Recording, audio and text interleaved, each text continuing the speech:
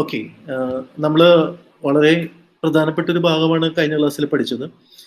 That is stochastic specification of population regression function. Stochastic variable നമ്മൾ നേരത്തെ പഠിച്ചിട്ടുണ്ടായിരുന്നു. നമുക്കറിയാം അത് എറർ വേരിയബിൾ ആണ്, ഡിസ്റ്റർബൻസ് വേരിയബിൾ ആണ്. നമ്മൾ എറർ ടേം എന്നും ഡിസ്റ്റർബൻസ് ടേം എന്നൊക്കെ വിളിക്കുന്ന റാൻഡം വേരിയബിൾ ആണ് സ്റ്റോക്കാസ്റ്റിക് വേരിയബിൾ.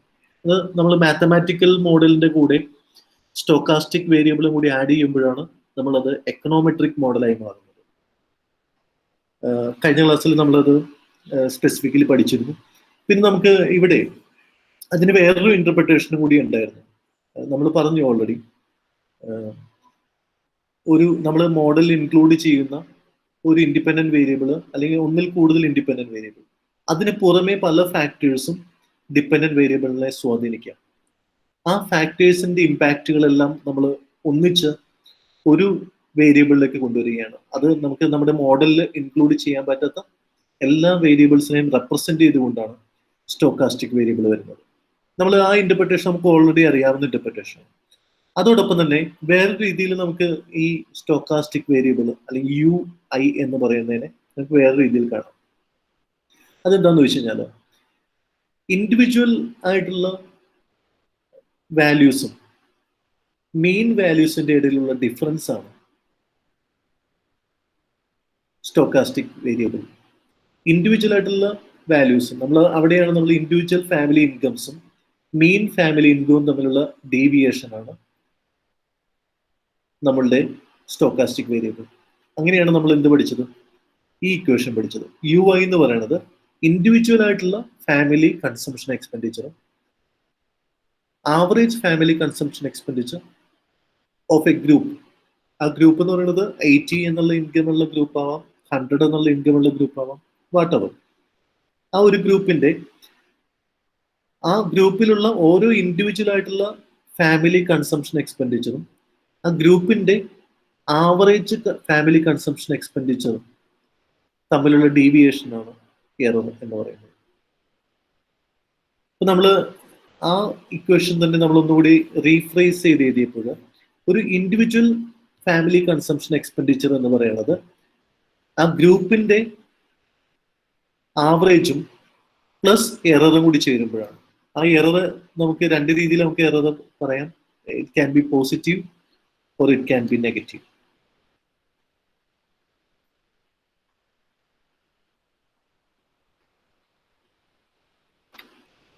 ഇവിടെ നമുക്ക് നോക്കി അറിയാൻ പറ്റും. ഇവിടെ ഈ UI എന്ന് പറയുന്നത് ഒന്നില്ലെങ്കിൽ നമ്മൾ ഈ ആവറേജിന്റെ കൂടെ കൂട്ടലാവാം അല്ലെങ്കിൽ കുറക്കലാവാം. നമ്മൾ ആ എക്സാമ്പിൾസ് എല്ലാം കഴിഞ്ഞ ക്ലാസ്സിൽ നമ്മൾ നോക്കിയിരുന്നു. അതിന്റെ ഒരു എക്സാമ്പിൾസ് ഒക്കെ ചെയ്ത് നോക്കിയിരുന്നു. അപ്പൊ സ്റ്റോക്കാസ്റ്റിക് ഡിസ്റ്റർബൻസ് ടേം എന്ന് പറയുന്നത് അതും കൂടി ഇൻക്ലൂഡ് ചെയ്യുമ്പോഴാണ് ഇത് എന്തായി മാറുന്നത്? ഇത് എക്കണോമെട്രിക് മോഡലായി മാറുന്നത്. അതിന് മുൻപ് നമ്മൾ പറയുന്നത് YI is equal to the average. അതൊരു ഡിറ്റർമിനിസ്റ്റിക് മോഡലാണ്. നമ്മളത് പറഞ്ഞു. അതിന് ഈ ഒരു ഭാഗത്ത് നമ്മൾ ഡിറ്റർമിനിസ്റ്റിക് കമ്പോണന്റ് എന്നാണ്. ഈ ഒരു മോഡലിന്റെ റൈറ്റ് ഹാൻഡ് സൈഡിൽ രണ്ട് കമ്പോണൻസ് ഉണ്ട്. റൈറ്റ് ഹാൻഡ് സൈഡിൽ ഒന്ന് ആവറേജ് ആണ്. അതിന് നമ്മൾ ഡിറ്റർമിനിസ്റ്റിക് കമ്പോണന്റ് എന്നാണ് വിളിക്കുക, അല്ലെങ്കിൽ സിസ്റ്റമാറ്റിക് കമ്പോണന്റ് എന്നാണ് വിളിക്കുക. UI എന്ന് പറയുന്നത് നോൺ സിസ്റ്റമാറ്റിക് അല്ലെങ്കിൽ റാൻഡം കമ്പോണന്റ്. അപ്പോൾ എന്തുകൊണ്ടാണ് ഈ UI ഈ YIയും ആവറേജും എന്തുകൊണ്ട് ഈക്വൽ ആവുന്നില്ല? ഓരോ YI ആവറേജിൽ നിന്ന് ഡീവിയേറ്റ് ചെയ്യാനുള്ള കാരണം അത് നമുക്ക് എക്സ്പ്ലെയിൻ ചെയ്യാത്ത നമ്മുടെ അൺഎക്സ്പ്ലെയിൻഡ് ആയിട്ടുള്ള കാര്യങ്ങൾ ഉണ്ടാവാം. അതായത് മറ്റു പല നമ്മൾ മോഡലിൽ ഉൾപ്പെടുത്താത്ത വേരിയബിൾസും ഉണ്ടാവാം. അതല്ലെങ്കിൽ വേറെ പല നമ്മൾ ഒമിറ്റ് ചെയ്തു പോയ അല്ലെങ്കിൽ ഉൾപ്പെടുത്താൻ പറ്റാതെ പോയ വേരിയബിൾസിന്റെ കാരണങ്ങൾക്കുണ്ടാവാം ഈ ഒരു വേരിയേഷൻ ഉണ്ടാവുന്നത്. എന്തുകൊണ്ട് YI ആവറേജിൽ നിന്ന് ഡീവിയേറ്റ് ചെയ്യും? അപ്പോൾ നമ്മൾ ഈ മോഡൽ ഇൻക്ലൂഡ് ചെയ്യാൻ പറ്റാതെ പോയ എല്ലാ നെഗ്ലക്റ്റഡ് ആയിട്ടുള്ള ഒമിറ്റഡ് ആയിട്ടുള്ള വേരിയബിൾസിനെ റെപ്രസെന്റ് ചെയ്തുകൊണ്ടാണ് ഇവിടെ ഈ സ്റ്റോക്കാസ്റ്റിക് വേരിയബിൾ നിൽക്കുന്നത്. പിന്നെ നമ്മൾ അതിന്റെ ആ മോഡൽ എക്കണോമെട്രിക് മോഡൽ പറഞ്ഞു. ഈ എക്കണോമെട്രിക് മോഡലിനെ തന്നെ നമ്മൾ β1 പ്ലസ് β2 xi പ്ലസ് UI. ഇതിപ്പോ എക്കണോമെട്രിക് മോഡലായി. YI ക്യാപ്പ് എന്ന് എഴുതുമ്പോൾ നമ്മൾ എന്ത് എഴുതും? YI ക്യാപ്പ് എന്ന് എഴുതുമ്പോൾ YI cap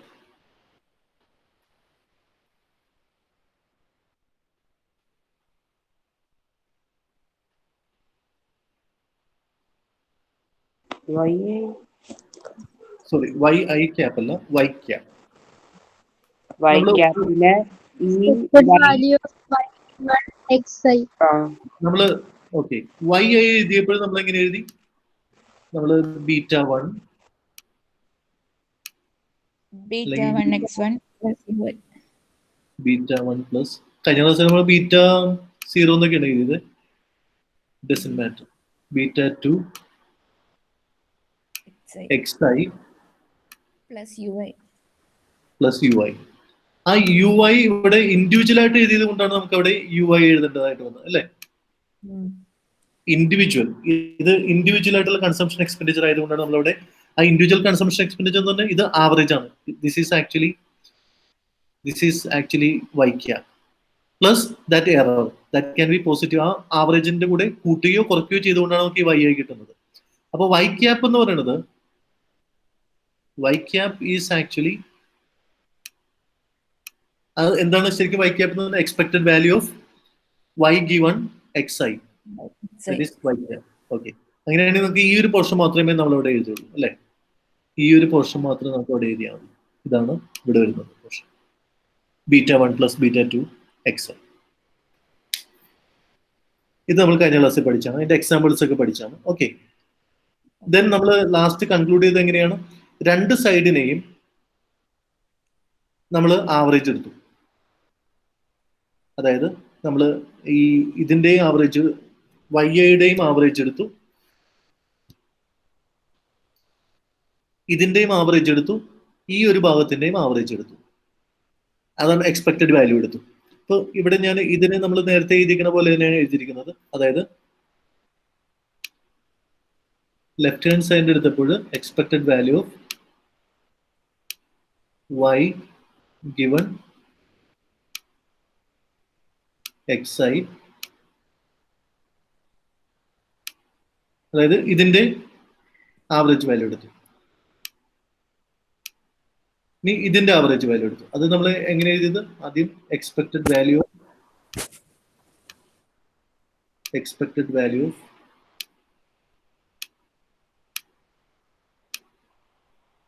y given xi plus നമ്മൾ യുവിന്റെ എക്സ്പെക്ടഡ് വാല്യൂ എടുത്തല്ലേ? Expected value of u given xi. അപ്പോൾ ഈ ഇവിടെ നമുക്ക് ഇതൊരു കോൺസ്റ്റന്റ് ആണ്. അതായത് ആവറേജ് എന്ന് പറയുന്നത് സെൻട്രൽ ടെൻഡൻസി ആണ്, അതുകൊണ്ട് ഒരൊറ്റ വാല്യൂ ഉണ്ടാവുള്ളൂ. അപ്പൊ നമുക്കത് കോൺസ്റ്റന്റ് ആയതുകൊണ്ട് അതിന്റെ എക്സ്പെക്ടഡ് വാല്യൂ എന്ന് പറയുന്നത് സെയിം ആസ് കോൺസ്റ്റന്റ്. അത് നിങ്ങൾക്ക് മനസ്സിലായിട്ടുണ്ടായിരുന്നല്ലോ. ഓക്കെ, അപ്പൊ ഇവിടെ expected value of y given xi ആയിട്ട് തന്നെ അത് മാറി. കാരണം എന്താണ്? That is A constant.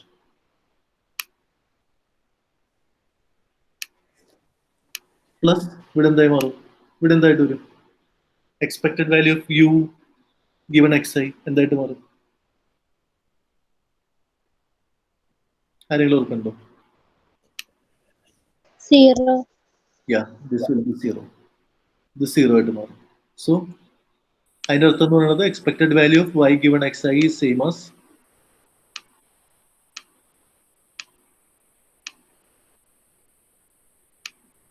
expected value of y given xi is same as expected value of y given xi. So mathematically നമ്മളത് ഈ ഇക്വേഷൻ കറക്റ്റ് ആണെന്ന് നമ്മൾ ഇവിടെ പ്രൂവ് ചെയ്യുകയാണ് ചെയ്തത്. രണ്ടിന്റെയും ആവറേജ് എടുക്കുമ്പോൾ, രണ്ട് സൈഡിന്റെയും ആവറേജ് എടുത്തപ്പോൾ ഈ ആവറേജസ് ഈക്വൽ ആയിട്ട് വന്നു. ഓക്കെ, ഇത്രയുമാണ് നമ്മൾ കഴിഞ്ഞ ക്ലാസ്സിൽ പഠിച്ചത്. നിങ്ങൾ വായിച്ചു നോക്കിയിരുന്നു അത്? സാർ അവിടെ y ആയിരുന്നുണ്ടോ? എവിടെയാണ്? Expected value of yi by xi എന്നാണ് ഇതല്ലേ? ഇവിടെ. അപ്പൊ അപ്പുറം എക്സ്പെക്ടഡ് വാല്യൂ ഓഫ് y എന്നല്ലേ ഉള്ളൂ? yi എന്ന് പറയുന്നത് എക്സ്പെക്ടഡ് വാല്യൂ എടുക്കുമ്പോൾ ഒന്നുകൂടി ഒന്ന് പറഞ്ഞു തന്നെ, ഇതില് ഈ ഭാഗത്താണോ? ഈ ആ equation അവിടെ ആൻസറിൽ y ആയിരുന്നല്ലോ. ഇവിടെയാണോ? അല്ല, ടെക്സ്റ്റിലത്തേല്. ടെക്സ്റ്റിൽ ഇതല്ലേ expected value of Y I given X I എന്നല്ലേ? ആ അപ്പൊ വൈ ആണോ വൈ ഐ ആണോ എന്നല്ലേ ചോദിക്കുന്നത്? അപ്പൊ ഈക്വൽ ടു എന്ന് പറയുമ്പോ ഇവിടെ കൊടുത്തേക്കണേ എക്സ്പെക്ടഡ് വാല്യൂ ഓഫ് y എന്നല്ലേ കൊടുത്തിട്ടുള്ളൂ. Yes yes. ഈ എക്സ്പെക്ടഡ് വാല്യൂ ഓഫ് എന്ന് പറയുന്നത് എന്താണ്? മീൻ ആണ്. ആ മീൻ എന്ന് പറയുന്നത് എല്ലാ വൈ ഐസിന്റെയും ഒരുമിച്ച് ചേർത്തിട്ടാണ് നമ്മൾ മീൻ എടുക്കുന്നത്.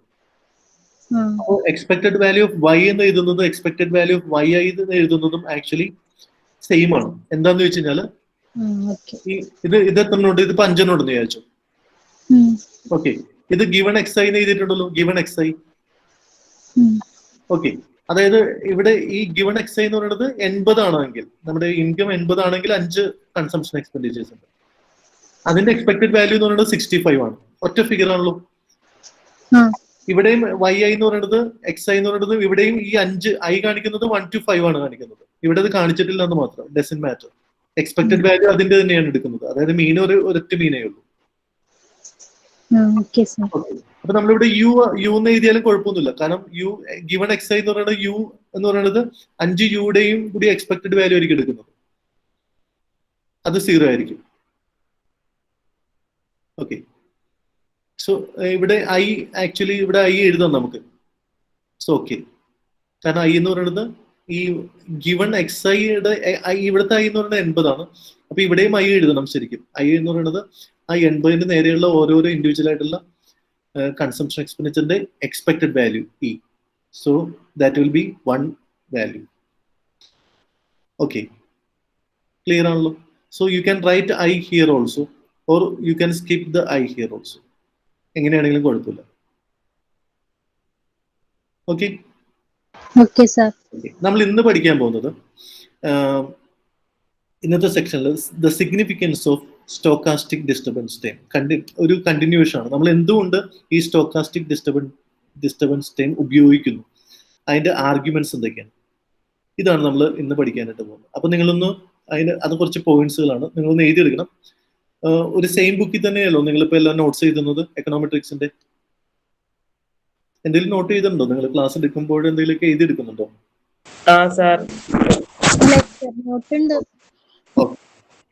അപ്പൊ നിങ്ങളത് ഈ ഒരു സെയിം ബുക്കിൽ കണ്ടിന്യൂസ് ആയിട്ട് എഴുതാനായിട്ട് നോക്കണേ. ഓക്കെ, നമ്മൾ ഇന്ന് പഠിക്കാൻ പോകുന്നത് the importance or the significance of the stochastic disturbance time. എന്താണത്? യു ഐ ആണ് നമ്മുടെ സ്റ്റോക്കാസ്റ്റിക് ഡിസ്റ്റർബൻസ് ടൈം. അത് എന്തിനു നമ്മൾ ആ മോഡലിൽ ഇൻക്ലൂഡ് ചെയ്യുന്നു? Why we include? അതിന് പകരം നമുക്ക് എല്ലാ എക്സ്പ്ലനേറ്ററി വേരിയബിൾസിനെയും മോഡലിൽ ഇൻക്ലൂഡ് ചെയ്താൽ പോരെ? എന്താണ് എക്സ്പ്ലനേറ്ററി വേരിയബിൾ എന്ന് പറയുന്നത്? ഉദാഹരണം പറഞ്ഞു കഴിഞ്ഞാൽ നമ്മൾ ഈ മോഡലിൽ ഇതാണല്ലോ നമ്മുടെ ഒരു മോഡൽ, β1 + β2 xi + ui. ഇതിൽ നമ്മൾ ആപ്പടെ ഒരൊറ്റ ഇൻഡിവിജ്വൽ ഒരു എക്സ്പ്ലനേറ്ററി വേരിയബിളേ ഉള്ളൂ, അത് ഇൻകം ആണ് അല്ലെ? അതേസമയം കൺസംഷൻ എക്സ്പെൻഡിച്ചർ. ബാക്കിയുള്ള എല്ലാ എക്സ്പ്ലനേറ്ററി വേരിയബിൾസിനെയും കൂടി നമ്മൾ റെപ്രസെന്റ് ചെയ്തുകൊണ്ടാണ് യു ഐ ചെയ്തിരിക്കുന്നത്. അപ്പൊ എന്തുകൊണ്ട് അങ്ങനെ ചെയ്യുന്നു? അതിന് പകരം നമുക്ക് ബാക്കിയുള്ള എല്ലാ എക്സ്പ്ലനേറ്ററി വേരിയബിൾ മോഡലിൽ ഇൻക്ലൂഡ് ചെയ്ത് അതിനൊരു മൾട്ടിപ്പിൾ റിഗ്രഷൻ മോഡൽ ആക്കിയാൽ മതിയില്ലേ? മൾട്ടിപ്പിൾ റിഗ്രഷൻ മോഡൽ ഇഷ്ടംമാതിരി ഉണ്ട്. അപ്പൊ ഒരു വലിയൊരു മൾട്ടിപ്പിൾ റിഗ്രഷൻ മോഡൽ ചെയ്യണല്ലേ നല്ലത് എന്ന് ഒരു ചോദ്യം നമുക്ക് ചോദിക്കാം. എന്തുകൊണ്ടാണ് ഈ ഒരു യു ഐ നമ്മൾ മോഡൽ ഇൻക്ലൂഡ് ചെയ്യുന്നത്? അപ്പോൾ അതിന്റെ ആൻസേഴ്സ് ആണ് ഇനിയിപ്പോൾ നോക്കാനായിട്ട് പോകുന്നത്. അവിടെയാണ് ഈ significance of stochastic disturbance time വരുന്നത്. ഒന്നാമത്തെ കാര്യം എന്ന് പറയുന്നത് വേഗ്നെസ് ഓഫ് ദ തിയറി. നമ്മളിപ്പോൾ കൺസംഷനും ഇൻകവും തമ്മിൽ നമുക്ക് തിയറിറ്റിക്കൽ ആയിട്ട് നമുക്ക് റിലേഷൻ ഉണ്ട്. അതായത് നമുക്ക് തിയറിയിലൂടെ നമുക്ക് എക്കണോമിക് തിയറീസ് തന്നെ അതിനെ കുറിച്ചിട്ടുണ്ട്. അപ്പോൾ എക്കണോമിക് തിയറിയിൽ മറ്റു ഫാക്ടേഴ്സ് എങ്ങനെയാണ്, ഇപ്പോൾ ഉദാഹരണം പറഞ്ഞ ഫാമിലി സൈസ്, ആ ഫാമിലി സൈസിലുള്ള ജെൻഡേഴ്സിന്റെ നമ്പർ, ഇതൊക്കെ ചിലപ്പോൾ ഒരു പക്ഷേ നമ്മുടെ ഫാമിലിയുടെ കൺസംഷൻ എക്സ്പെൻഡിച്ചറിനെ സ്വാധീനിക്കാം. ഉദാഹരണം പറഞ്ഞു കഴിഞ്ഞാൽ ഇപ്പോൾ മെയിൽ നമ്പേഴ്സ് കൂടുതലുള്ള ഒരു ഫാമിലി ആണെങ്കിൽ ചിലപ്പോൾ അവിടുത്തെ ഫുഡ് കൺസംഷൻ എക്സ്പെൻഡിച്ചർ കൂടുതലായിരിക്കും. കാരണം സ്ത്രീകൾ ചിലപ്പോൾ കുറച്ചായിരിക്കും ഭക്ഷണം കഴിക്കുക എന്നൊക്കെ കേട്ടിട്ടുണ്ട്. I don't know, any comments?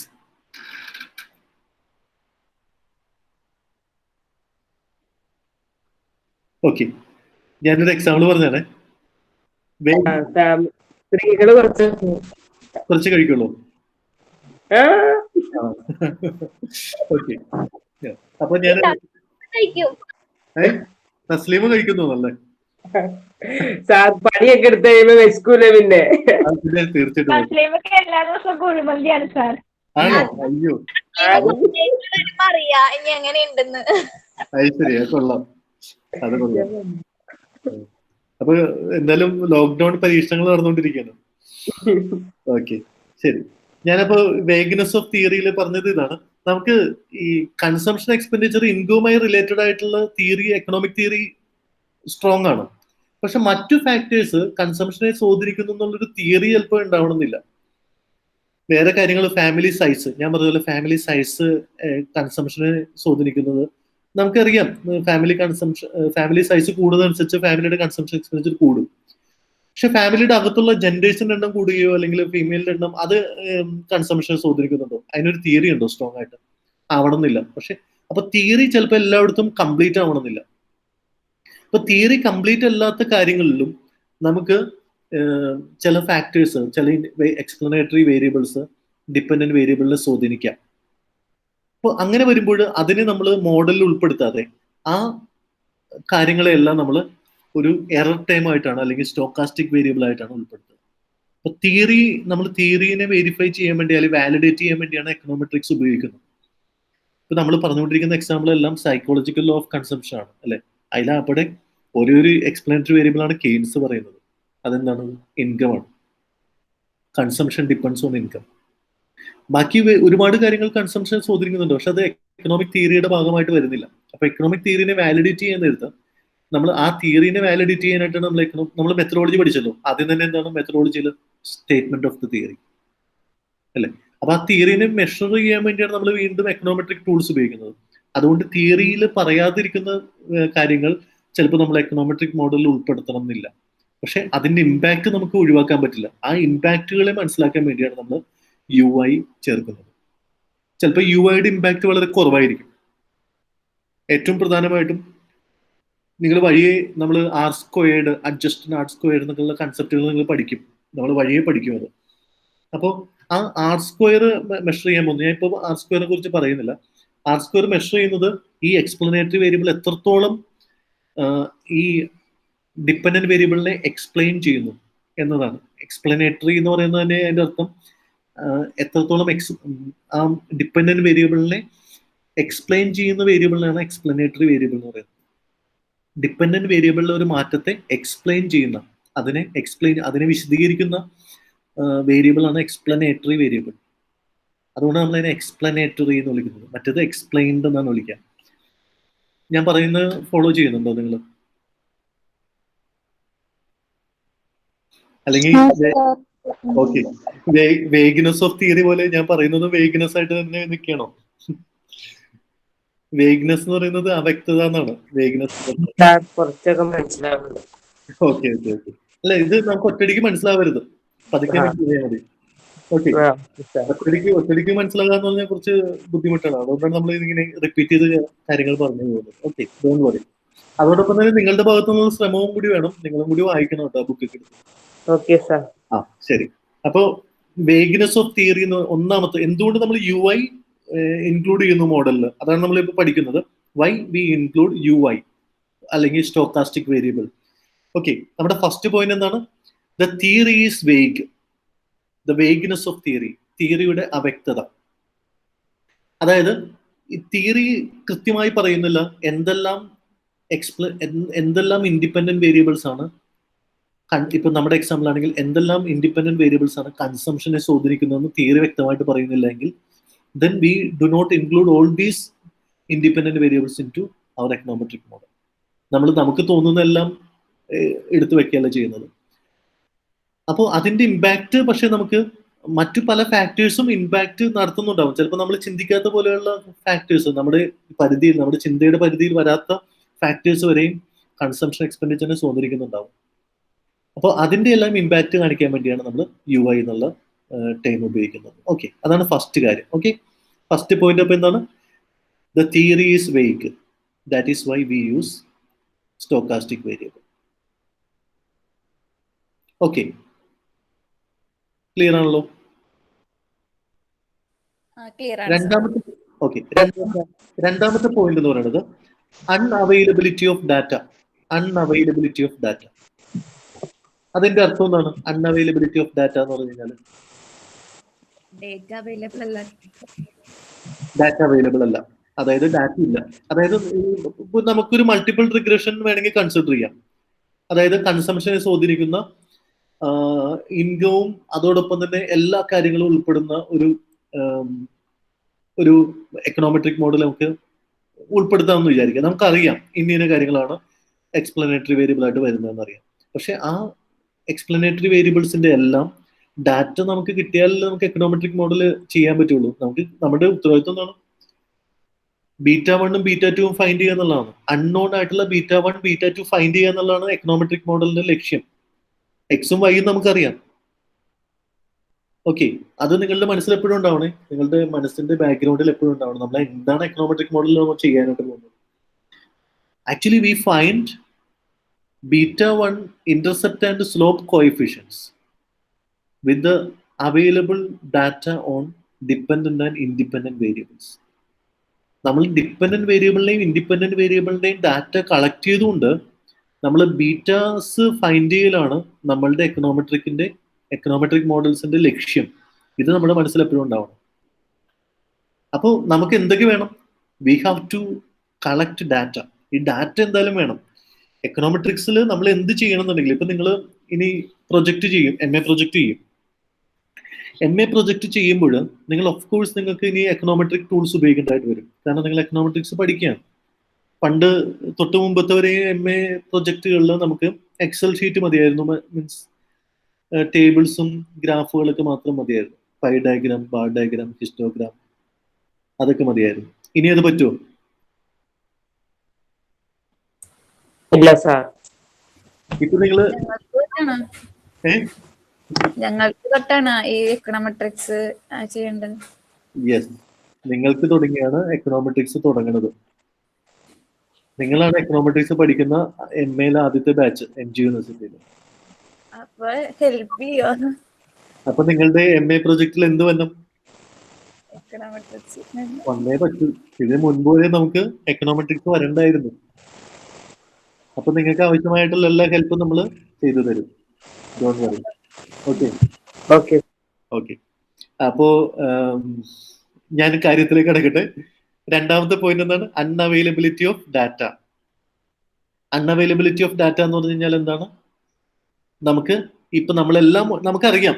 ഇപ്പൊ ഇൻകം അല്ല, വേറെ കുറച്ച് കാര്യങ്ങൾ, ഉദാഹരണത്തിന് ഫാമിലി വെൽത്ത് ഞാനൊരു ഫാക്ടറായിട്ട് കാണുന്നത് വിചാരിച്ചു. ഇൻകം ഒഴിച്ചാൽ നമുക്ക് കുടുംബ സ്വത്ത് ഉണ്ടല്ലോ. കുടുംബ സ്വത്ത്, ഇൻകം എന്ന് പറയുന്നത് കുടുംബ സ്വത്താണോ? അല്ല. അല്ല. ഇൻകം എന്ന് പറയുന്നത് നമുക്കിപ്പോ മാസമോ ആഴ്ചയിലോ ഡെയിലിയോ കിട്ടുന്ന വേതനത്തെയാണ് നമ്മൾ ഇൻകം എന്ന് വിളിക്കുന്നത്. But there is A family wealth.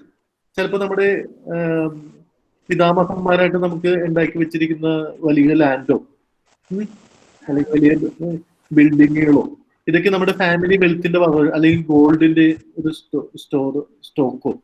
ഇത് നമുക്കൊന്നും ഇല്ലെങ്കിലും ഞാൻ പറഞ്ഞ ഒരു എക്സാമ്പിൾ ആയിട്ട് പറയണോ. ഓക്കെ, ഇങ്ങനെ ഉണ്ടെന്ന് വിചാരിക്കാം. സപ്പോസ് അങ്ങനെ ഉണ്ടെങ്കിൽ ഇത് നമ്മുടെ കൺസംഷനെ സ്വാധീനിക്കും.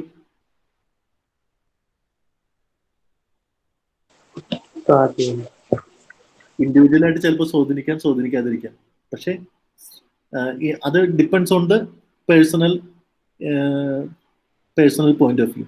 നമ്മളുടെ കയ്യിലിരിക്കുന്ന നമ്മളുടെ കയ്യിൽ അതുണ്ടെങ്കിൽ നമ്മൾ ചിലപ്പോൾ അത് വിറ്റിട്ട് അത് കൺസംഷന് വേണ്ടി ഉപയോഗിക്കുന്ന തലമുറക്കാരുണ്ട്. നമ്മൾക്ക് ഒരുപാട് ആൾക്കാരെ നമുക്ക് നമ്മുടെ ചുറ്റും നോക്കി കാണാൻ പറ്റും. അതായത് നമ്മുടെ പണ്ടത്തെ പാരന്റ്സ് ഒക്കെ ഉണ്ടാക്കി വെച്ചിരിക്കുന്ന ലാൻഡൊക്കെ ഒരു അത്യാവശ്യം വന്നു കഴിഞ്ഞാൽ അത് it is not bad. If it is necessary നമ്മളത് ചെയ്യാറുണ്ട്. ഒരു പ്രസന്റ് കൺസംഷൻ എക്സ്പെൻഡിച്ചറിനെ മീറ്റ് ചെയ്യണം. ഇപ്പൊ നിങ്ങൾ കല്യാണം കഴിപ്പിച്ചു വിടണം. ഓക്കെ, ഇപ്പോൾ ലാൻഡ് കുറെ പാരന്റ്സിന്റെ കയ്യിലുണ്ടെങ്കിൽ ചിലപ്പോൾ അവരത് ആവശ്യം വരികയാണെങ്കിൽ വിൽക്കുകയും ഒക്കെ ചെയ്യും. അപ്പോൾ ഫാമിലി വെൽത്ത് ഞാൻ പറഞ്ഞു വന്നത് അതൊന്നുമല്ല കേട്ടോ. ഞാൻ പറഞ്ഞു വരുന്ന പോയിന്റ് എക്കണോമെട്രിക്സ് ആണ്. അൺഅവൈലബിലിറ്റി ഓഫ് ഡാറ്റയെ കുറിച്ച് ഞാൻ പറഞ്ഞു വരുന്നത്. ഫാമിലി വെൽത്ത് നമുക്ക് ഉണ്ട്, അത് കൺസംഷൻ എക്സ്പെൻഡിച്ചറിനെ സ്വാധീനിക്കുന്നുണ്ടെങ്കിൽ ഇത് അളക്കാനായിട്ട് കുറച്ച് പാടാണ്.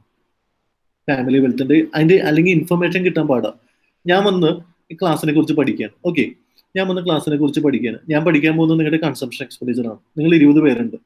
ഞാൻ ഒരു ക്വസ്റ്റ്യൻ ആയിട്ട് വരികയാണ് നിങ്ങളുടെ അടുത്തിട്ട്. എന്നിട്ട് ഞാൻ വന്ന് ചോദിക്കുകയാണ്, what is your family wealth? നിങ്ങൾ എനിക്ക് കൃത്യമായ ആൻസർ തരുമോ?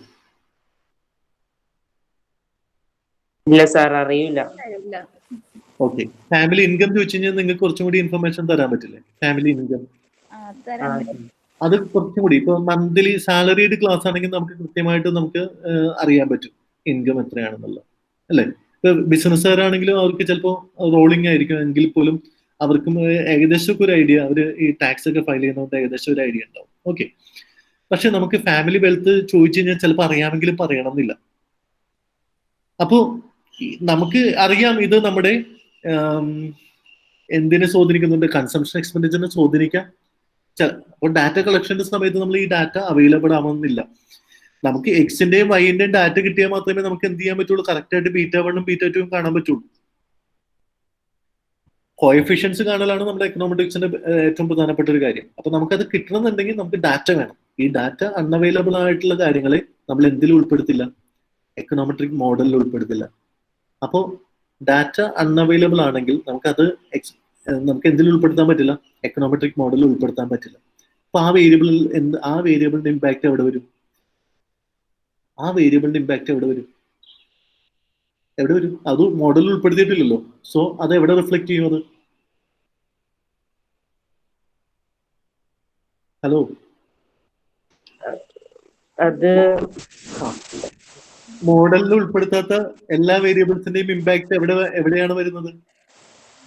ഏതാണ് റെപ്രസെന്റ് ചെയ്യുന്നത്? മോഡലിൽ ഉൾപ്പെടുത്താത്ത എല്ലാ വേരിയബിളിനെ റെപ്രസെന്റ് ചെയ്യുന്ന വേരിയബിൾ ഏതാണ്? Stochastic variable. That is the significance of stochastic variable. നമുക്ക് അത് മോഡലിൽ ഉൾപ്പെടുത്താൻ പറ്റിയില്ലെങ്കിൽ നമ്മൾ അതിനെ സ്റ്റോക്കാസ്റ്റിക് വേരിയബിൾ ആയിട്ട് UI ആയിട്ട് ആ ഉൾപ്പെടുത്താൻ പറ്റാത്ത എല്ലാ വേരിയബിൾസിന്റെ ഇമ്പാക്ട് നമുക്ക് അതിൻ്റെ അകത്ത് വരും. Okay, so that is the second reason. So first reason, the vagueness of theory. Theory vague ആയതുകൊണ്ട് നമുക്ക് സ്റ്റോക്കാസ്റ്റിക് വേരിയബിൾ ഉപയോഗിക്കേണ്ടതായിട്ട് വരുന്നു. 2, അൺഅവൈലബിലിറ്റി ഓഫ് ഡാറ്റ. നമുക്കറിയാം ഈ എക്സ്പ്ലനേറ്ററി വേരിയബിൾ ഈ മോഡലിൻ്റെ അകത്ത് വരേണ്ടതാണ്, പക്ഷെ നമുക്ക് അതിനെക്കുറിച്ച് ഡാറ്റ ലഭ്യമല്ല.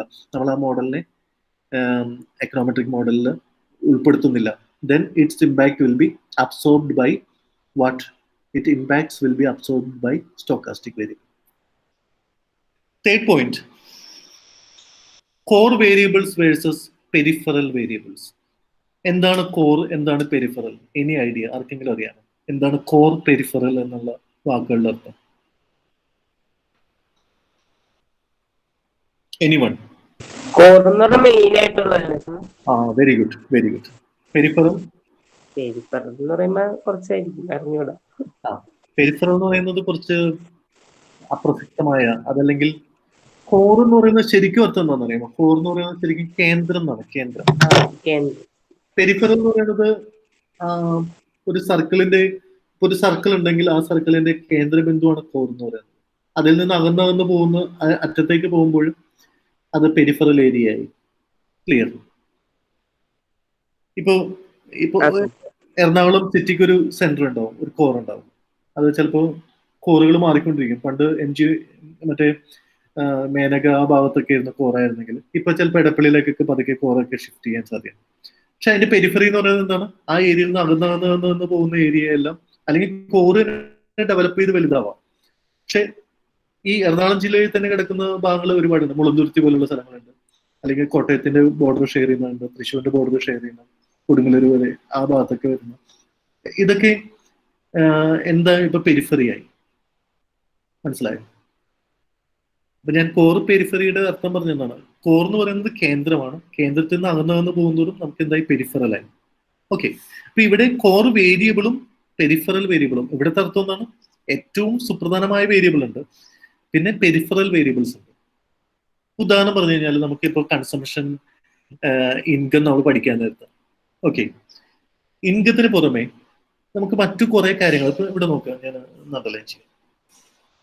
Besides income, the number of children per family, sex, religion, education, geographical region also affect consumption expenditure.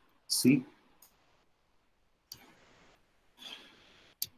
Besides income വേറെ ഇപ്പോൾ ഈ ടെക്സ്റ്റ് ബുക്കിൽ തന്നെ പറയുന്നത് കുറച്ച് കാര്യങ്ങൾ. Number of children per family. ഞാൻ നേരത്തെ പറഞ്ഞു number of mail per family എന്ന് പറഞ്ഞു. നമ്പർ ഓഫ് ചിൽഡ്രൻ, കുട്ടികൾ കൂടുമ്പോൾ കൺസംഷൻ എക്സ്പെൻഡിച്ചർ കൂടുകയോ കുറയോ എനിക്കറിയാൻ പാടില്ല. ശരിക്കും അത് എഫക്ട് ചെയ്യുന്നുണ്ട്. നിങ്ങളുടെ അഭിപ്രായം എന്താണ്? Number of children per family കൂടിയാൽ ഫാമിലിയുടെ കൺസംഷൻ എക്സ്പെൻഡിച്ചർ കൂടും? കൂടുമല്ലേ? കൂടും. കൂടും. എന്തുകൊണ്ടാണ് കൂടുന്നത്? പിള്ളേര് ഭയങ്കര ഫുഡ് കഴിക്കലായിരിക്കും. പഠിപ്പിക്കണ്ടേ? ശരിയാണല്ലേ, പഠിപ്പിക്കണം. ഇപ്പൊ കൊറോണ സീനില്ല, സീനൊന്നുമില്ല. ഓക്കെ. പിന്നെ അത് പോട്ടെ, വിട്ടേക്കും. ഓക്കെ. അപ്പൊ number of children per family. പിന്നെ സെക്സ്, അതാണ് ജെൻഡർ ഞാൻ നേരത്തെ പറഞ്ഞത്. Okay, gender, number of male, number of female. Okay. Religion consumption എക്സ്പെൻഡിച്ചറിനെ ചോദിക്കുന്നുണ്ടോ? അങ്ങനെ വലിയ രീതിയിലില്ല. ചെറിയ രീതിയിൽ, അതാണ് പെരിഫറൽ എന്ന് പറയുന്നത്. ചെറിയ രീതിയിൽ ചിലപ്പോൾ ചോദിക്കുക അല്ലേ? ഓക്കെ. എഡ്യൂക്കേഷൻ സ്വാധീനിക്കുന്നുണ്ട്. അതായത് എങ്ങനെ സ്വാധീനിക്കും? എഡ്യൂക്കേഷന്റെ എക്സ്പെൻഡിച്ചർ ആവണമെന്നില്ല. എഡ്യൂക്കേഷൻ ഉദ്ദേശിക്കുന്നത് എന്താണെന്ന് മനസ്സിലായോ അവിടെ? എഡ്യൂക്കേഷണൽ എക്സ്പെൻഡിച്ചർ ആവാട്ടോ, അതും ആവാം. അതോടൊപ്പം തന്നെ നമ്മൾ എത്രത്തോളം എഡ്യൂക്കേറ്റഡ് ആണ്, ഇല്ലറ്ററേറ്റ് ആണെന്നുള്ള ഭാവം അതും. ഓക്കെ. വേറൊരു കാര്യം, ജോഗ്രഫിക്കൽ റീജിയൻ, നമ്മൾ താമസിക്കുന്ന സ്ഥലം, റൂറൽ, സെമി അർബൻ, മെട്രോ, അത് സ്വാധീനിക്കില്ലേ? അപ്പൊ നമ്മൾ ഈ കാര്യങ്ങളെല്ലാം നമ്മൾ ശരിക്കും മോഡലിൽ ഉൾപ്പെടുത്തേണ്ടതല്ലേ? എക്കണോമെട്രിക് മോഡലിൽ വരുമ്പോൾ ഇതെല്ലാം എക്സ്പ്ലനേറ്ററി വേരിയബിൾസ് ആയിട്ട് വരേണ്ടതല്ലേ?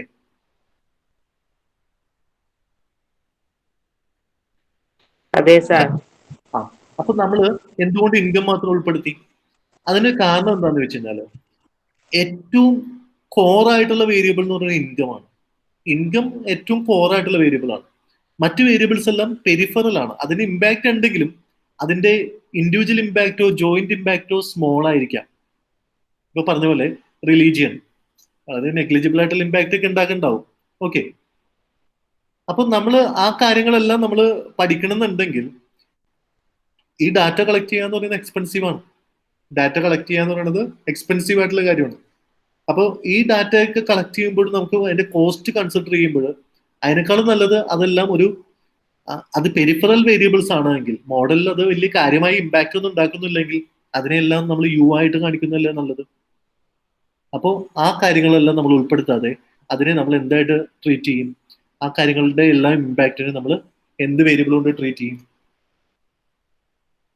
നമ്മൾ എന്നുള്ള വേരിയബിൾ കൊണ്ട്, എന്നുള്ള റാൻഡം വേരിയബിൾ കൊണ്ട് നമ്മൾ അതിനെല്ലാം നമ്മൾ കാണിക്കും. മനസ്സിലായോ? കാരണം എന്താണ്? കോർ വേരിയബിൾ നമുക്ക് ഒരിക്കലും വെച്ച് കാണിക്കാൻ പറ്റില്ല. കോർ വേരിയബിൾ എന്തായാലും മോഡലിൽ ഉൾപ്പെടണം, അല്ലെങ്കിൽ ആ മോഡൽ ഇൻസിഗ്നിഫിക്കന്റ് മോഡൽ ആവും. അത് ഒരിക്കലും പൂർണ്ണമായ അർത്ഥത്തിൽ എക്കണോമെട്രിക് മെഷർമെന്റിന് സഹായിക്കില്ല. എന്നാൽ പെരിഫറൽ വേരിയബിൾസുകളുണ്ട്. ഇപ്പൊ നമ്മൾ ഈ പറഞ്ഞ religion, education, sex, number of children per family, ഇതൊക്കെ നമ്മൾ ജോഗ്രഫിക്കൽ റീജിയൻ, ഇതിന്റെ ഇമ്പാക്ട് ചിലപ്പോൾ ഭയങ്കര ഒരു ലാർജ് ഇമ്പാക്റ്റ് ഒന്നും ഉണ്ടാക്കുന്നുണ്ടാവില്ല. സ്മോൾ ഇമ്പാക്റ്റുകളൊക്കെ ആയിരിക്കും ഉണ്ടാക്കുക. അങ്ങനെയാണെങ്കിൽ പിന്നെ നമ്മളത് ഒഴിവാക്കി അതിനെല്ലാം റെപ്രസെന്റ് ചെയ്തുകൊണ്ട് വേരിയബിൾ കൊണ്ടുവന്നാലും ഒരു കുഴപ്പമില്ല. So that is the explanation of core versus peripheral variable. Okay. ഇപ്പൊ ഞാൻ എന്തൊക്കെ പറഞ്ഞു? First, vagueness of the theory. 2, unavailability of data. 3, core versus peripheral variable. നമ്മളെല്ലാം പഠിച്ചുകൊണ്ടിരിക്കുന്നത് എന്തുകൊണ്ട് why we include stochastic variable into our econometric model. Why? What is the significance? പരീക്ഷയ്ക്ക് ചോദിക്കാം. സിഗ്നിഫിക്കൻസിൽ എന്തുകൊണ്ട് ഈ സ്റ്റോക്കാസ്റ്റിക് വേരിയബിൾ സിഗ്നിഫിക്കൻ്റ് ആണ്? Because the theory is vague. Second എന്തായിരുന്നു? Unavailability. Data unavailable. Third one, core versus peripheral variables. So we must include core variables, but we can skip peripheral variables if possible. നാലാമത്തത്, intrinsic randomness in human behavior. Intrinsic randomness in human behavior. അതായത് മനുഷ്യൻ നമ്മൾ പഠിക്കുന്നത് മനുഷ്യന്മാരുടെ ബിഹേവിയറിനെ കുറിച്ചാണ്. Economic behaviour എന്ന് പറയുന്നത് it is A behaviour of human kind. നമ്മൾ എക്കണോമിക്സ് പഠിക്കുന്നത് ഹ്യൂമൻ ബീയിങ്സിനെ കുറിച്ചാണ് പഠിക്കുന്നത്, അല്ലെ? നമ്മളൊക്കെ എങ്ങനെയാണ് ബിഹേവ് ചെയ്യുന്നത്? ഞാൻ വന്ന് ഡാറ്റ ചോദിക്കുകയാണ്. അപ്പോ സെയിം ഇൻകം ഉള്ള പല ഫാമിലീസിൽ തന്നെ പല കൺസംഷൻ എക്സ്പെൻഡിച്ചറാണ്. എല്ലാവരും ഡിഫറെന്റ് ആയിട്ടാണ് ബിഹേവ് ചെയ്യുന്നത്. ചിലര് ബേസിക്കലി വളരെയധികം ധാരാളിത്തത്തോട് സ്പെൻഡ് ചെയ്യുന്നവരാവാം, ചിലർ വളരെ മോഡറേറ്റ് ആയിട്ട് സ്പെൻഡ് ചെയ്യുന്നവരാവാം, ചിലർ ഒട്ടും സ്പെൻഡ് ചെയ്യാത്തവരാവാം. അത് ഹ്യൂമൻ ബിഹേവിയറിന് ഒരു ഇൻട്രിൻസിക് റാൻഡംനെസ് ഉണ്ട്. നമ്മളിപ്പോ എന്തെല്ലാം വേരിയബിൾസ് ഇൻക്ലൂഡ് ചെയ്താലും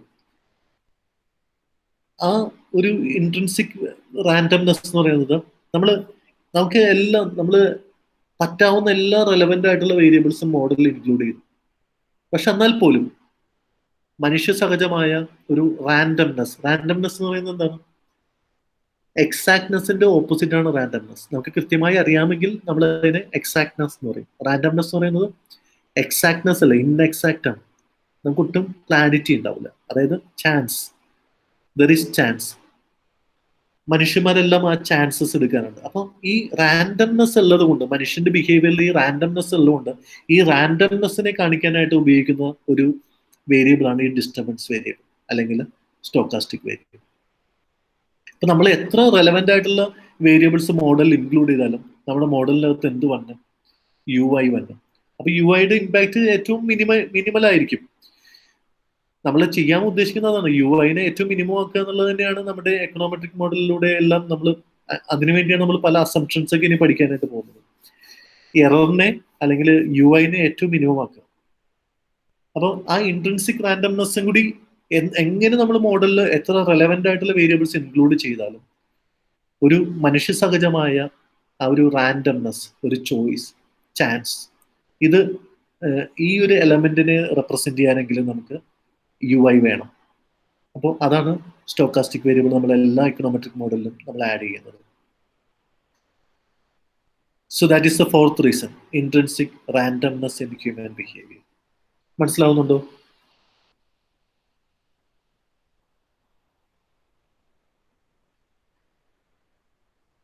ഓക്കെ, നിങ്ങൾക്ക് ഫോളോ ചെയ്യാൻ പറ്റുന്നുണ്ടോ? ഓക്കെ, ശരി. ഇനി അഞ്ചാമത്തെ കാര്യം, പുവർ പ്രോക്സി വേരിയബിൾസ്. എന്താണ് പ്രോക്സി വേരിയബിൾ? നമ്മൾ കുറച്ച് ദിവസമായിട്ട് ഈ പ്രോക്സി, സറോഗേറ്റ് എന്നുള്ള കാര്യങ്ങളെല്ലാം നമ്മൾ ഈ സ്റ്റോക്കാസ്റ്റിക് വേരിയബിൾ പറയാൻ നേരത്തെ നമ്മൾ പറഞ്ഞു. പ്രോക്സി എന്താണ്? Proxy yes, you are right. പകരം ഉപയോഗിക്കുന്ന വേരിയബിൾസിനെയാണ് നമ്മൾ പ്രോക്സി എന്ന് പറയുന്നത്. ഇപ്പൊ ഞാൻ കഴിഞ്ഞ BA പ്രൊജക്ട് ചെയ്തപ്പോഴേ, BA-ക്കാരെ പ്രൊജക്ട് ചെയ്തപ്പോൾ അവർ എക്കണോമെട്രിക്സ് പഠിക്കണ്ടല്ലോ. അപ്പൊ ഞാൻ ചെറിയൊരു എക്കണോമെട്രിക് മോഡൽ അവരെ കൊണ്ട് ചെയ്യിപ്പിച്ചിരുന്നു. അപ്പോൾ നിങ്ങൾക്ക് മുമ്പ് അവർ എക്കണോമെട്രിക്സ് പഠിക്കണ്ടേ? ഒരു ബാച്ച് കഴിഞ്ഞു, 5th ഇപ്പൊ പാസ് ഔട്ട് ആയി പോയി, 6th സെമസ്റ്റർ ഈ കാര്യങ്ങളെല്ലാം പഠിച്ചു പോയവരാണ്. അപ്പൊ ഞാൻ അതിലൊരു വർക്ക് ചെയ്യിപ്പിച്ചത്, ഒരു BA പ്രൊജക്ട് ചെയ്യിപ്പിച്ചത് ഇലക്ട്രിസിറ്റി കൺസംഷനെ കുറിച്ചാണ്. ഇലക്ട്രിസിറ്റി കൺസംഷനെ എന്തൊക്കെയാണ് ഇലക്ട്രിസിറ്റി കൺസംഷനെ സ്വാധീനിക്കുന്നത്, അത് എത്രത്തോളം സ്വാധീനിക്കുന്നത്, ഇതറിയാൻ വേണ്ടിയാണ് ഞാനൊരു സ്റ്റഡി പിള്ളേരെ കൊണ്ട് ചെയ്യിപ്പിച്ചത്. അപ്പൊ ഇലക്ട്രിസിറ്റി കൺസംഷനെ എന്തൊക്കെ സ്വാധീനിക്കും? നമ്മൾ എന്തെല്ലാം വേരിയബിൾ നമ്മൾ അതിൻ്റെ അകത്ത് ഉൾപ്പെടുത്തണം? ഇലക്ട്രിസിറ്റി കൺസംഷൻ, നമ്മുടെ വീട്ടിൽ എത്ര ഇലക്ട്രിസിറ്റി കൺസ്യൂം ചെയ്യുന്നു, എന്തൊക്കെയായിരിക്കും നിങ്ങൾ ഉൾപ്പെടുത്തുന്ന ഇൻഡിപെൻഡന്റ് വേരിയബിൾസ്? എന്തൊക്കെയായിരിക്കും?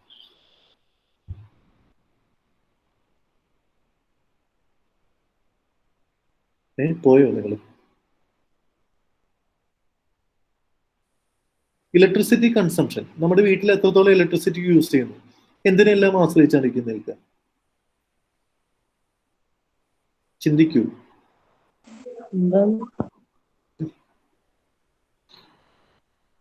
ഹലോ,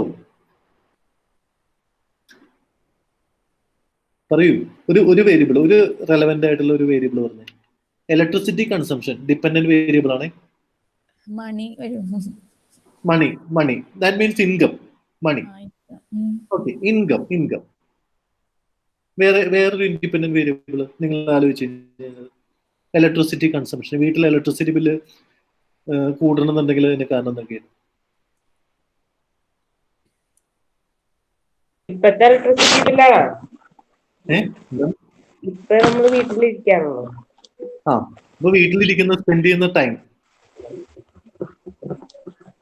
അതാണോ പറഞ്ഞത്? അതെ, കൂടുതൽ ഉപയോഗിക്കണ്ടല്ലോ. ഓക്കെ ശരി. അപ്പോ അങ്ങനെയാണെങ്കിൽ തസ്ലീമല്ലേ അത് പറഞ്ഞത്? അതെ. ഓക്കെ, അതായത് number of hours spend at home. അങ്ങനെയാണെങ്കിൽ അങ്ങനെ ഒരു വേരിയബിൾ ഞാൻ എടുത്തിട്ടില്ലായിരുന്നേ, ഞാനിപ്പോഴാണ് അത് ചിന്തിക്കുന്നത്. പിന്നെ ഞാൻ അതിന് വരെ നമ്പർ ഓഫ് ഹൗസ് ഹോൾഡ്സ് എടുത്തു, number of electrical appliances at home എടുത്തു. വീട്ടിൽ എത്ര ഇലക്ട്രിക്കൽ ഉപകരണങ്ങളുണ്ട്, വീട്ടിൽ എത്ര ആൾക്കാരുണ്ട്, അതുപോലെ വീടിന്റെ ഇൻകം എത്രയാണ്, പിന്നെ അങ്ങനെ കുറച്ച് ഫാക്ടേഴ്സ്. നമ്മള് കുറച്ച് ഫാക്ടേഴ്സ് അങ്ങനെ ഞാൻ കൂടുതൽ എടുത്തിരുന്നു, അത് പലതും റെലവെന്റ് ആയിട്ട് തോന്നിയില്ല, പിന്നെ ഞാൻ സ്കിപ്പ് ചെയ്തു. കുട്ടികൾക്കാണ് ചെയ്തത്. അപ്പോ ഇതില് ഇലക്ട്രിസിറ്റി കൺസംഷൻ എന്ന് പറയുന്ന ഒരു കാര്യം ഉണ്ടായിരുന്നു, ഡിപ്പെൻഡന്റ് വേരിയബിൾ ഇലക്ട്രിസിറ്റി കൺസംഷൻ. ഞാനത് ഇലക്ട്രിസിറ്റി കൺസംഷൻ ശരിക്കും നമ്മൾ എങ്ങനെ നോക്കണം? നമ്മൾ അത് എത്ര കിലോ വാട്ട് യൂസ് ചെയ്തു നോക്കണം അല്ലേ? ഇലക്ട്രിസിറ്റി കൺസംഷൻ എത്ര കിലോ വാട്ടാണ് യൂസ് ചെയ്തതെന്നാണ് നോക്കണം. നമ്മളൊരു വീട്ടിൽ പോയിട്ട് ഇപ്പൊ ഞാൻ നിങ്ങളുടെ അടുത്ത് ചോദിക്കണം, നിങ്ങൾ കഴിഞ്ഞ മാസം എത്ര കിലോ വാട്ടാണ് ഇലക്ട്രിസിറ്റി കൺസ്യൂം ചെയ്തതെന്ന് ചോദിച്ചാൽ നിങ്ങൾക്ക് പറയാൻ പറ്റുമോ?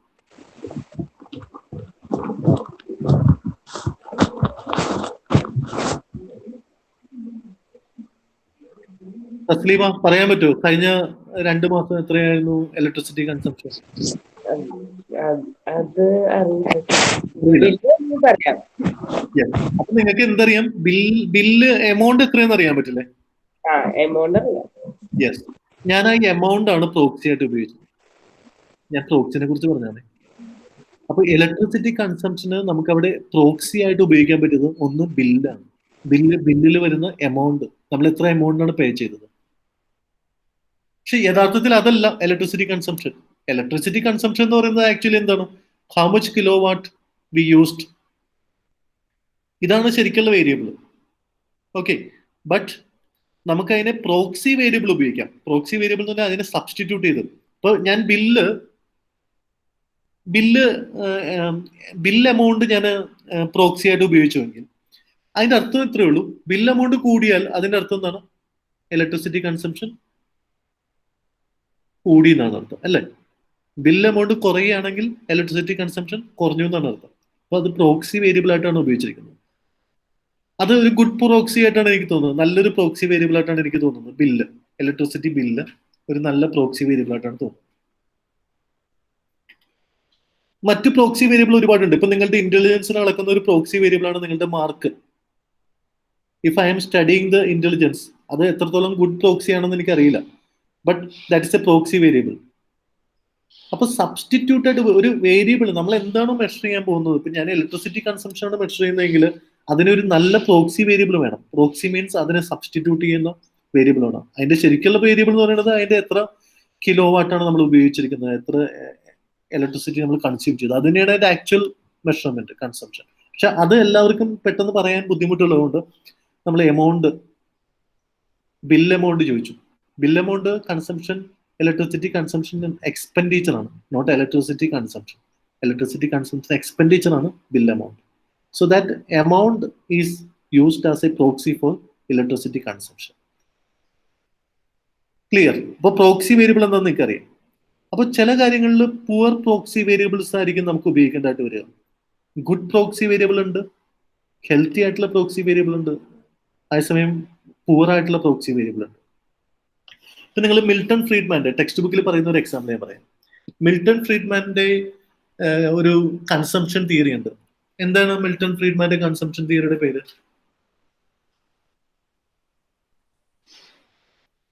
നമ്മള് സൈക്കോളജിക്കൽ ലോ ഓഫ് കൺസംഷൻ പഠിച്ചിട്ടുണ്ട്, അതേപോലെ ലൈഫ് സൈക്കിൾ തിയറി പഠിച്ചിട്ടുണ്ടാവും നിങ്ങൾ, പെർമനന്റ് ഇൻകം ഹൈപ്പോതെസിസ് പഠിച്ചിട്ടുണ്ടാവും. സോ മിൽട്ടൺ ഫ്രീഡ്മാന്റെ മോഡൽ എന്താണ്? Permanent income. It is permanent income. അതായത് അദ്ദേഹം പറയുന്നത് permanent consumption is a function of permanent income. എവിടെയുണ്ട്? സാർ ആ ജസ്റ്റിൻ സാർ ലിങ്ക് ഇട്ടിട്ടുണ്ട് 12 ക്ലാസ്സിന്. അയ്യോ ഇപ്പൊ സമയത്ത് ഇപ്പൊ 12:37. അന്ന് നമ്മൾ സ്റ്റോപ്പ് ചെയ്യാണ്. അത് നിങ്ങൾ നേരത്തെ പറയണ്ടേ, ഒരു 10 മിനിറ്റ് മുമ്പേ പറയേണ്ട കാര്യമാണ്. ഇപ്പഴാ കണ്ട.